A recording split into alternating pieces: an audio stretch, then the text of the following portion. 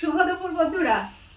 আমাদের এখানে মেঘাচ্ছন্ন আকাশ, আর গতকাল একটু বৃষ্টি হয়েছিল, তার জন্য ওয়েদারটা মোটামুটি ঠান্ডা আছে। তবে যেহেতু এখানে আমি তো থাকি হুগলি ডিস্ট্রিক্টে, আর্দ্রতা অনেক বেশি, তার জন্য ঘামটাও কিন্তু প্রচুর হয়। চলো আজকের লাঞ্চ থালিতে কি আছে সেটা এখন শেয়ার করি। নিয়ে নিচ্ছি গরম ভাত, দেখতে পাচ্ছ পুরো জাস্ট ফ্যান ঝরিয়েছি আর পরিবেশন করছি। শীতকালে এই ভাতটা পেলে না ভীষণ খুশি হয়ে যেতাম, তাই না? কিন্তু গরম খাবারের টেস্ট সবসময়ই ভালো, তবে গ্রীষ্মকালে তো এতটা গরম খাওয়া যায় না। ভাত সাজিয়ে নিলাম দুজনের জন্য। এরপর নিয়ে নিচ্ছি শসা একটু, আর একটু করে গাজর। স্যালাড কিন্তু আমাদের সব সময় হজম করতে সাহায্য করে। আজ একটা গ্রীষ্মকালের জন্য দুর্দান্ত রেসিপি বানিয়েছি, যেটা আমি আমার মায়ের থেকে শিখেছি, মা, শাশুড়ি মা সবার থেকে।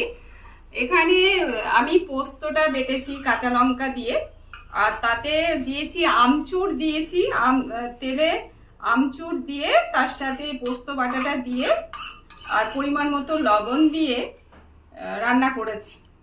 এটা খেতে না জাস্ট ফাটাফাটি লাগে। এটা সঙ্গে আছে বাদাম আর ঢ্যাঁড়স ভাজা, যেটা খেতে কিন্তু ভীষণই টেস্টি। আমি তোমাদের সাথে শেয়ার করেছি যে একজন বোনের থেকে এটা আমি শিখেছি। আজ যেহেতু বৃহস্পতিবার, তো পুরো নিরামিষ মুগ ডাল বানিয়েছি। নিয়ে নিচ্ছি মুগ ডাল।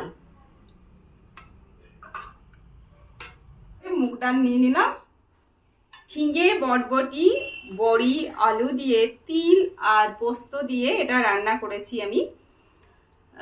এটা খেতে তো ভীষণই টেস্টি হয়, আর একদম গরম গরম পরিবেশন করছি, দেখতেই পাচ্ছ।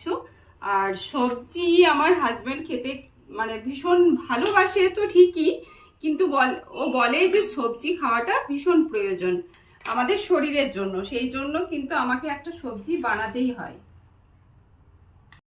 আমাকে ইউটিউব থেকে আমার বন্ধু বলেছে যে মাঝে মধ্যে পান্তা ভাত খেতে। পান্তা ভাত তো আমরা বাঙালিরা সবাই ভীষণ ভালোবাসি খেতে, কিন্তু আজকে তো বৃহস্পতিবার হলো না। আমিও মনে মনে ভাবছিলাম যে একদিন পান্তা ভাত খাবো, মনে হয় আমার মনের কথাটা বুঝতে পেরে গেছিল। তো চলো আজকে দুপুরের মেনু এটাই। কেমন লাগলো তোমাদের জানিও। আর লাস্ট পাতের আমটা দিতে ভুলে গিয়েছিলাম, সেটা দিয়ে দিলাম। চলো তাহলে খাওয়া শুরু করি। পোস্ত পড়া দিয়ে শুরু করলাম। এটা পুরুলিয়া বাঁকুড়ার ভীষণ জনপ্রিয় একটা রেসিপি। চলো তাহলে আসি। তোমরা সবাই ভালো থেকো, সুস্থ থেকো, কেমন?